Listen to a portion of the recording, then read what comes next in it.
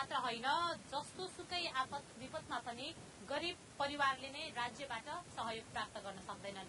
त्यसैको एउटा उदाहरण यहाँबाट 10 किलोमिटर उत्तर चन्द्रपुर नगरपालिका चेतनगर बिर्ताका इन्द्र माझीको परिवारमा पनि रहेछ। हाम्रा साथी कमल कुमार त्यहाँ पुगेर एउटा सामग्री तयार पार्नु भएको छ। त्यो सामग्री म यहाँ राख्न चाहन्छु। स्कुल जाँदाखेरि टाइममा खाना आउनु पर्यो। म चाहिँ लोग्ने मान्छे, अब टाइममा खाना हुँदैन। 11 बजे 12 बजे अब बच्चाले भोकै जान्छ त जाँदैन। अब जतिखेर दाउरा बेचेर आयो त्यतिखेर अब भात चामल चाहिँ लिएर आयो, खाना बनाउँछु, त्यतिखेर खुवाउँछु। छोरी छ मेरो सानै छ, बुढी छ भने बिरामी छ। अब जति सक्यो त्यतिसम्म उपचार गरेको। अब त्यही पनि घरमा ल्याउँदा अब छैन भने यतिकै राख्छु। उता जङ्गलतिर जान्छु, दाउरा ल्याउँछु 2 बेला, 100 रुपियाँ हुन्छ।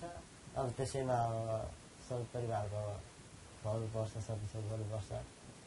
आज दिनमा खाएपछि त भोलिको लागि त गाह्रै हुन्छ सर।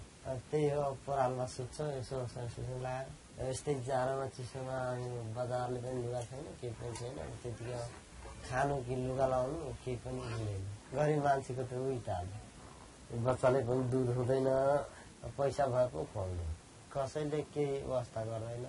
हामी गरिब मान्छेलाई कसले व्यवस्था गर्नु।